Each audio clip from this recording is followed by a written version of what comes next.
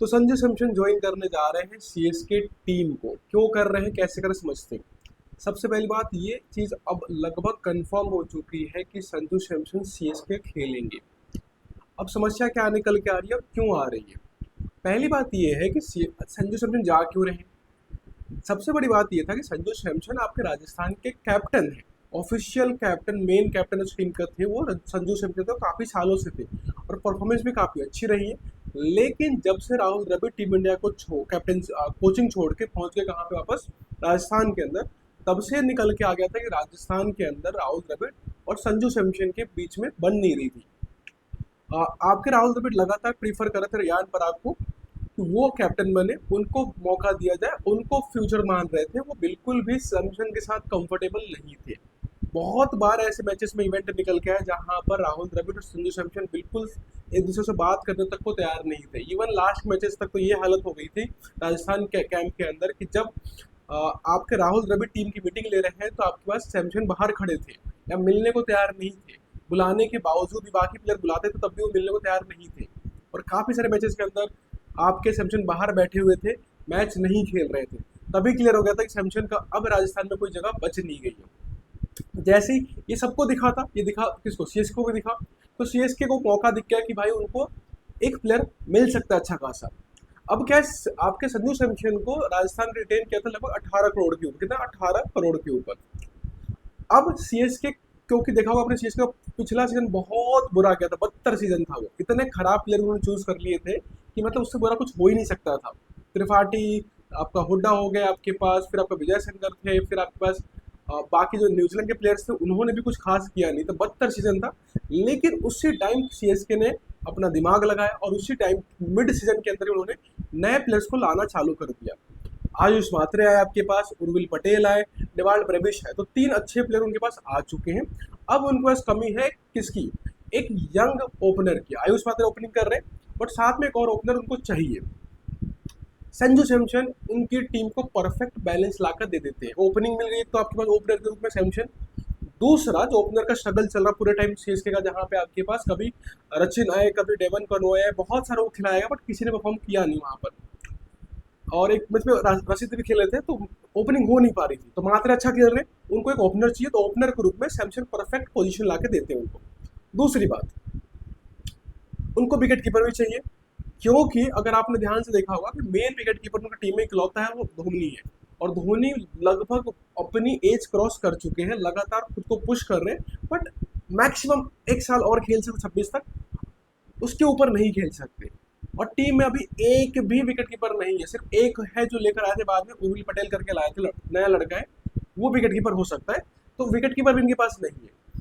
तीसरा, कैप्टन भी चाहिए आपको टीम के अंदर, तो पीछे इन्होंने प्रेफर किया था ऋतुराज गायकवाड़ को, लेकिन ऋतुराज गायकवाड़ ने इतना खराब परफॉर्म किया था इस सीजन के अंदर जहां उसको बाहर बिठाना पड़ा था टीम को, कैप्टनसी छीन ली गई उनसे और बाहर बिठाया गया। तो मुझे नहीं लगता कि दोबारा 2026 के अंदर उनको दोबारा कैप्टन बनाया जाएगा, कोई चांस नहीं है। तो सीएसके को ओपनर चाहिए, ओपनर मिल रहा है, विकेट कीपर चाहिए, विकेट कीपर मिल रहा है, और कैप्टन चाहिए, कैप्टन मिल रहा है।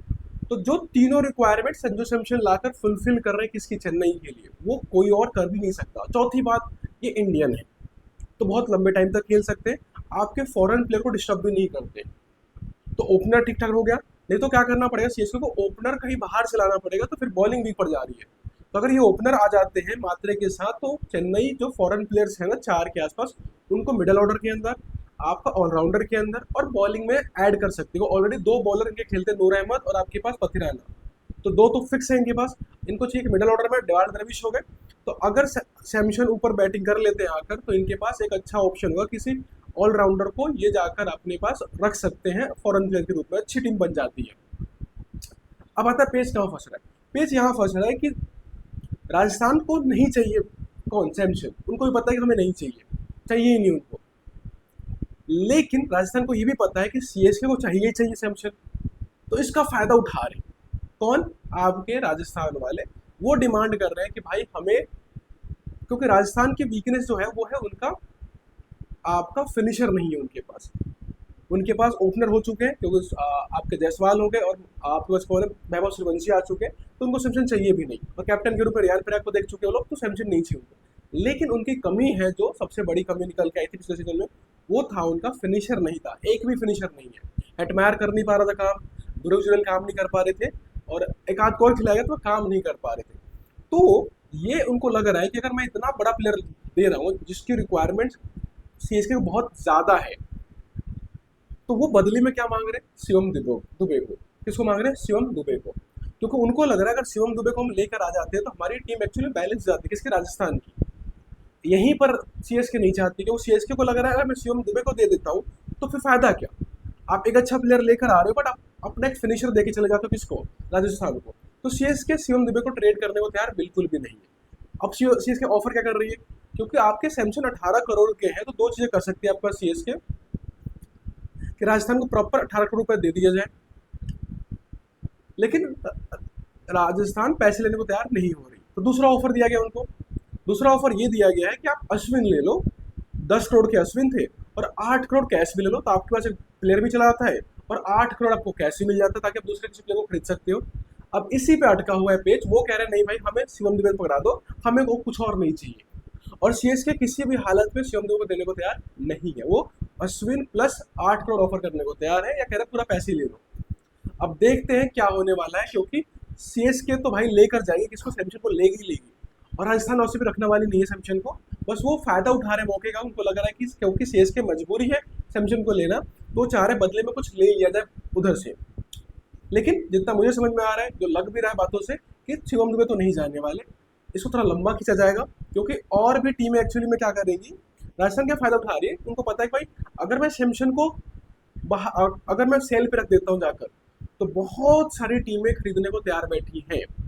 बहुत सारी। आपके पास क्या नाम है, एसआरएच को चाहिए होगा, मुंबई ले सकती है आपके पास, दिल्ली ले सकती है आपके पास ओपनर, उनको भी चाहिए। बहुत सारी टीमें हैं जिनको ओपनर, और संजू सैमसन जैसा ओपनर। और एक और चीज, संजू सैमसन सिर्फ ओपनर विकेट कीपर नहीं है, साथ में एक ब्रांड है। संजू सैमसन की फैन फॉलोइंग अच्छी खासी, और आईपीएल में आपको वो भी देखना पड़ता है कि आप जिसको कैप्टन बना रहे हो ना, उसको कोई पहचानता भी है कि नहीं पहचानता। ऋतुराज गायकवाड़ में वो बात नहीं है, उसके लिए कोई फैन फॉलोइंग है नहीं। वो कुछ भी कर ले, बट उसमें वो दम नहीं है कि वो अपने दम पर स्टेडियम को फिल कर सके। संजू सैमसन में वो है, उसका एक अपना एक है लेगेसी, कि लोग उसको फॉलो करते हैं, जो भी वजह रही हो, बट उसको फॉलो करते हैं। इसीलिए आपका सीएसके उसको खरीदेगी। अब देखते हैं, शिवम दुबे तो नहीं देने वाले। अब देखते हैं और क्या ऑफर कर सकती है सीएसके, क्योंकि सीएसके को पता है कि अगर ये गलती से चले ऑक्शन के अंदर, तो ऑक्शन में फिर 18 में नहीं मिलने वाले। ऑक्शन में कम से 25 प्लस में जाके बिकेंगे कौन? आपके संजू सैमसन। तो वहां पर आपको ज्यादा पैसे खर्च करने पड़ेंगे। इसीलिए कोशिश कर रही है आपका सीएसके कि इसको पहले ही निपटा लिया जाए मामले को। अब देखते हैं क्या होने वाला है। एक चीज बताना चाहूंगा मैं आपको, एक बहुत अच्छी चीज आ रही है कि अगर संजू सैमसन चले जाते हैं किसके अंदर, सीएसके में चले जाते हैं, तो क्या टीम बनती है किसकी? सीएसके की। तो सीएसके बहुत स्ट्रॉन्ग टीम बन के निकल के आ जाती है अगर ये लोग किसको ले लेते हैं, अगर ये पकड़ लेते हैं संजू सैमसन को। तो भाई देखो, ये कुछ टीम बन सकती है आपका सीएसके की। इसमें सिर्फ एक एक्स्ट्रा प्लेयर को लेके आना पड़ेगा। देखिए क्या हो सकता है। इनके पास ओपनर अब तीन हो जाते हैं आपके पास। पहला कौन है आपके पास? ऋतुराज गायकवाड़ को अब तक बाहर निकाला नहीं गया है, हो सकता है वापसी कर सकते हैं वो। थोड़ी बहुत कंफ्यूजन होगी कि ओपनिंग ऋतुराज पहले मतलब ओपनिंग करेंगे या सैमसन करेंगे। मेरे हिसाब से यहाँ पे जो पोजीशन दी गई है, मेरे हिसाब से ओपनिंग करते हो सैमसन, और आपको आयुष मात्र दिखाई देंगे।